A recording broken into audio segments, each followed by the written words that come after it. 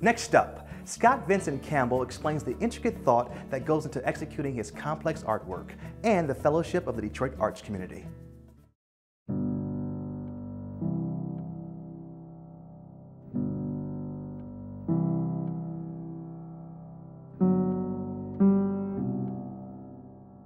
This whole body of work that I've been doing since starting in 2015 and extending up to the present day is all called Not Good But Well Behaved.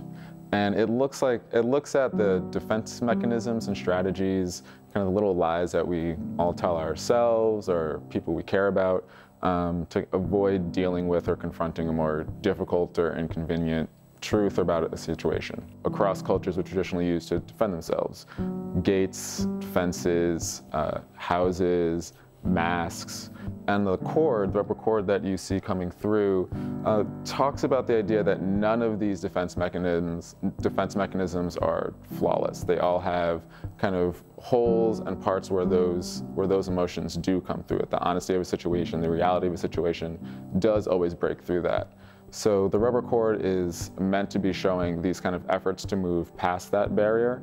On the inside of all the sculptures is painted red. It's kind of a representative trigger color. It stands for lots of kind of raw emotions, raw human emotions, anger, love, passion.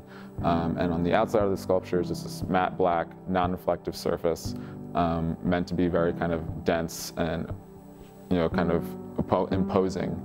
I think one of the great things about making a visual art is just the second you decide to exhibit it, you have to be open to the idea of people bringing their own ideas and kind of emotions to a piece. So that's totally fine. I don't expect all of the kind of conceptual backing behind a work and all the personal references for me to come through, but I do hope to get across some of the kind of underlying emotions or feeling when you look at a piece. I think it's the natural inclination to say, what does this mean? And think of it as an equation, where a lot of the times I try and ask people kind of, what does it mean to you? Do you, don't think of it as right or wrong. What does it make you think about? What do you think it is about? And oftentimes I think you'll find an in. I like to think that the works are layered and complex enough that there'll be an in for different people. I did a whole body of work that was looking at chess drawings, and so I was a competitive chess player, and it really shaped the way I look at problem solving, the way I look at the world, the way I think about my own goals, both career and personal, that I want to achieve, and my approach to doing that. This is the body of work I mentioned before, looking at language.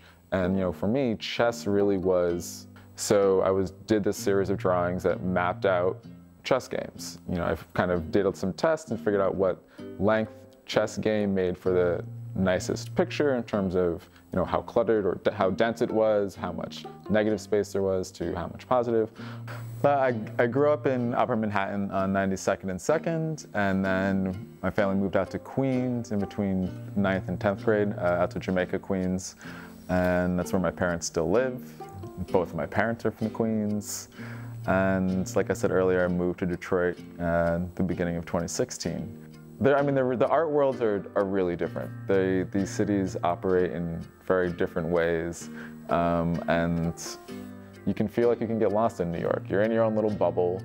And I just feel engaged with the city in a different way here. I think that size sometimes leaves it feeling somewhat unmanageable, sometimes very impersonal, and sometimes not very supportive. You might have your own kind of small friend group or kind of professional network that's really supportive, but it can, I think, feel really easy to get lost. And one of the things I really noticed kind of off the bat in Detroit was how open and accepting and supportive the entire art world seemed here. I moved here, no one really knew me here. I knew a couple of people doing the residency at Red Bull, and people were, wanted to come by the studio, wanted you to come by their studio, told you about openings that you go to, and I noticed that you always saw, people always made the effort to get out to one another's shows, promote their shows, and there was this very much kind of what felt like genuine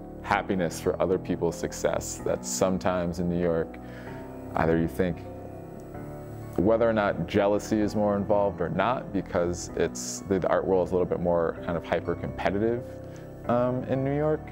But there was just this kind of like this feeling of support here that was palpable and really attractive to me.